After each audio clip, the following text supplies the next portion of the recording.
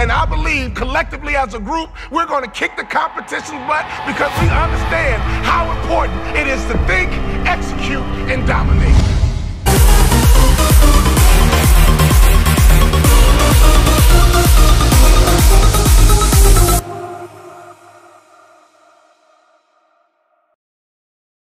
Of money, but they want it to be easy without any challenges.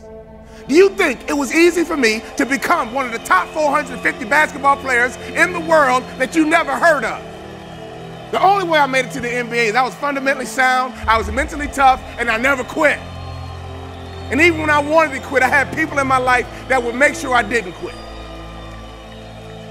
I hired and set out the top 10 motivational speakers, watched all their videos, and I watched them one by one because I understand that if I pay attention to what the best are doing, I could be the best too. I watched game film on Michael Jordan. No matter how much I watched, I couldn't do what Michael Jordan could do. I would watch Magic Johnson. I couldn't do what Magic Johnson would do, but I sat there and had these videos. I watched Les Brown, Zig Ziglar, Tony Robbins. My whole wife was scared. I was scared. I called into my office and I said what husbands say. I said, babe, we're gonna be okay.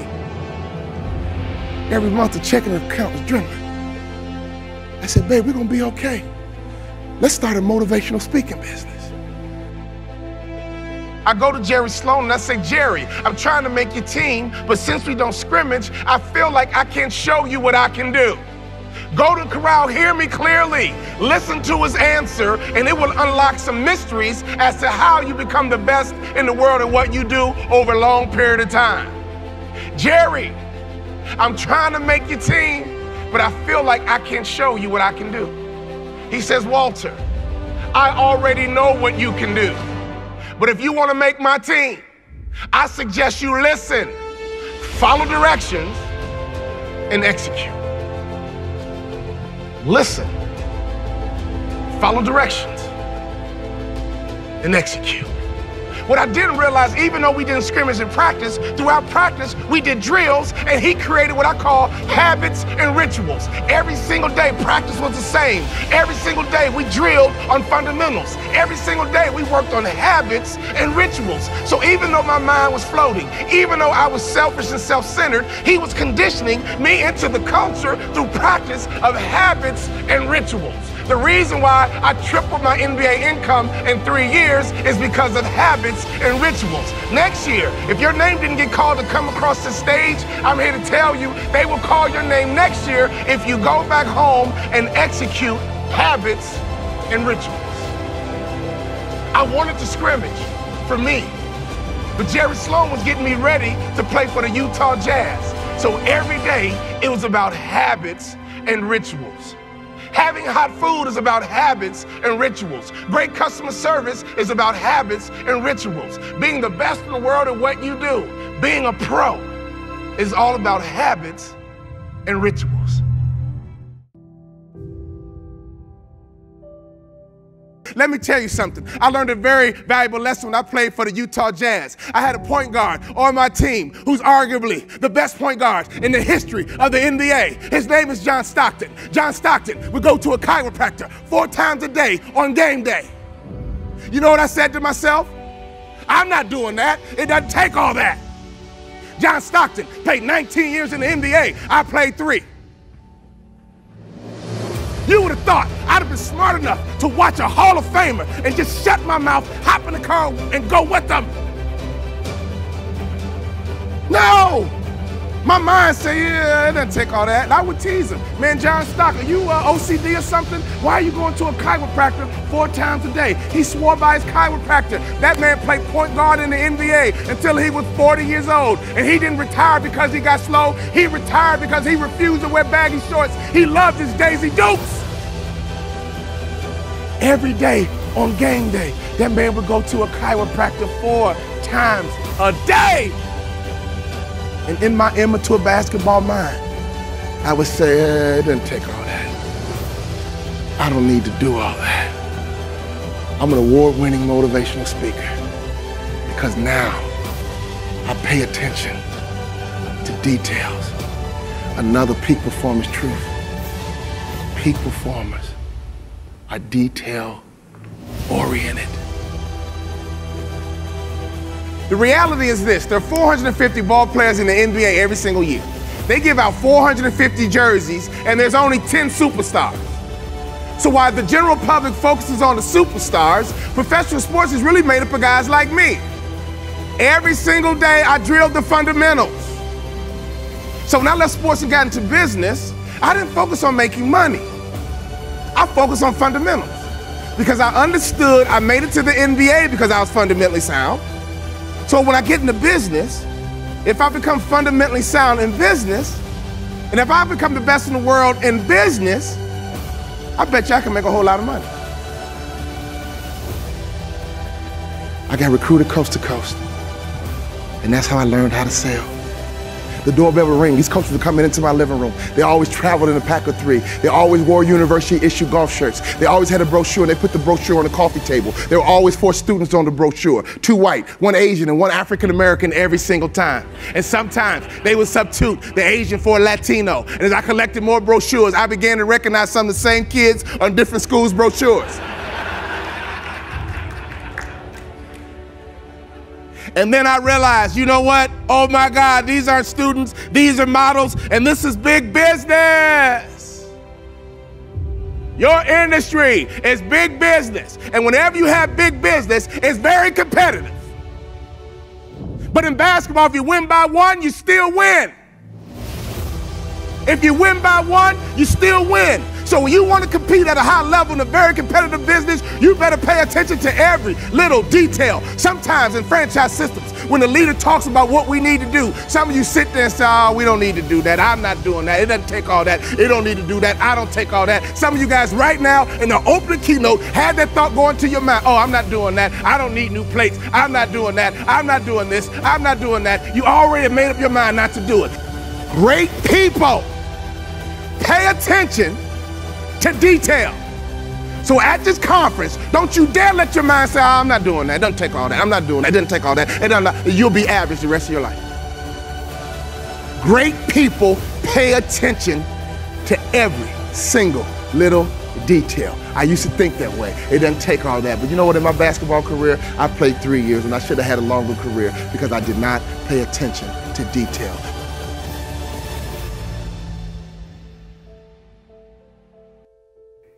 I'm kicking my competition's butt, mainly because I cut off the news and I understand my success is based on my daily habits. The first day of high school, I walked in full of confidence. I believe confidence is arrogance under control. I walked in my first day of high school full of confidence until I passed the principal's office. And he was 6'6", 240 pounds. Everybody else called him Mr. Bond, but I called him Dad. That first day of school was the longest day of my life. I attended high school in Chicago's inner city where my father was a principal of my high school. I got to the lunchroom and I ate lunch all by myself. I could hear my classmates whisper, that's the principal's son, that's the principal's son. Where? Right there. I couldn't wait to get home. I made up my mind, when I get home, I'm gonna throw a pity party. Go ahead and cry, feel sorry for yourself. Be angry, be frustrated, but I only give you 3 days. I went home that first day of school and I threw me a 3-day pity party. You guys don't know me, but I know how to party. Peak performers always think positively. So go ahead and throw your pity party for 3 days and that's it. Every other thought after that 3rd day, make sure it's positive. If you see you or feel yourself thinking negatively, stop it right then. And reprogram your mind to think positive. I'll give you 3 days. Go ahead and do it. I do it myself all the time. But I threw that 3-day pity party and I came up with a plan. I'm going back to high school. I'll be starting a baseball team, basketball team, football team, president of my journalism club. My classmates are going to vote me most likely to succeed. 4 years later, after my pity party, I got focused. When I was an immature basketball player, I didn't get that concept. I had another teammate named Karl Malone, who arguably had the best body in the history of the NBA. I would go to restaurants with him, and he annoyed me. I couldn't even imagine what the waitress felt like. He annoyed me. Now, he had the best body of all time in the NBA, but he annoyed me at restaurants. He would order grilled chicken Caesar salads, and he would ask the waitress, when you grill my chicken Caesar salad, could you make sure there's no char marks on my chicken breast? You want her to levitate the chicken over the grill? I mean, what do you want her to? Very picky, very meticulous. Will Walter Charmarks have carcinogens? Carcinogens create cancer. I want the chicken breast, but I don't want the cancer. Another time he ordered a chicken salad. This man was 6'9", 256 pounds. He always ate salads, and I rarely saw him clear his plate. Had the best body of all time in the NBA. He ordered a chicken salad one time. It came with hard-boiled eggs. The salad came out. He says, I don't want hard-boiled eggs. They're high in cholesterol. And we're in Salt Lake City. They all know who we are. We're the only brothers in town. Well, Mr. Malone, the salads are pre-made and the egg is crumbled over the salad. Well, would you mind picking it out for me? He annoyed me. I would go behind his back. I would apologize to the waitress and give her an extra tip. Me? I ate whatever they brought me. French fries? Cool. Gravy? Cool. This the wrong order. I'll keep this and I'll eat the other food you bring out too. He annoyed me when he ordered food because I thought he was difficult. Karl Malone played 20 years in the NBA. I played 3. I actually have motivational speakers calling me saying, Walter, we're in a recession. I'm thinking about quitting and getting a real job. Now, isn't that an oxymoron? A motivational speaker quitting. You know what I do when I get those phone calls? I motivate them to quit. Because in my mind, if it's going to be a dog-eat-dog world, I'm going to be the big dog. And I always ask them a question because they say, you know, Walter, the economy, the recession, the economy, the recession. I don't trust the media. I was a high school basketball star. I began to deal with the media when I was 16, 17, 18 years old. I understand how the media operates. I understand how they make money. So I always challenge these motivational speakers. Well, if we're in a recession, how do you know? Prove it to me. Answer's always the same. Heard it on the news. Let me show you how it plays out. I just had a financial service firm book me for 30 events. If you multiply my fee times 30, that's an NBA contract. They wanted these events dealt and delivered in 90 days. My fellow motivational speaker friends stopped marketing to financial service firms because they were convinced that financial service firms weren't spending money based on the AIG pushback. Is everybody with me? In 90 days, I made NBA money. Merely because I don't trust a thing the media says. What are you allowing the media to do to your mind, your approach, your outlook? Are you kidding me? I could always hear my daddy's voice. I don't care where I was. I could be on a school bus. I could be in the lunchroom. I could be on the playground. I could be somewhere I shouldn't be. I could always hear my daddy's voice. My daddy could protect me on the streets of Chicago when he was not even there. You have children. You have grandchildren. Make sure they can always hear your voice. But most importantly in business, whose voice are you listening to? When it comes to franchising, whose voice are you listening to? When it comes to same-day sales, whose voice are you listening to? When it comes down to hiring the right Cassie, whose voice are you listening to? When it comes down to being successful in franchising, whose voice are you listening to? My wife and I are former franchisees. That's why I'm a no-brainer to speak at franchise conferences, because every franchise system has typically 2 groups at the conference. You have the one group that buys in. And they're in the corner talking about how can we execute? How can we improve same-day sales? Wow, you're doing good, I'm doing good. Let's keep working together. What can we do to improve the brand? We're at the conference, let's buy in. There's always another group over in the other corner. Like, yeah, man, corporate. Yeah, corporate. Corporate's always trying to sell us something. I know. They're just trying to make money. I know. All that stuff they're talking about, you gonna do it? Nope, me either. So every system, trust me, has 2 different groups at the conference. The group that buys in and the group that's rebels and don't.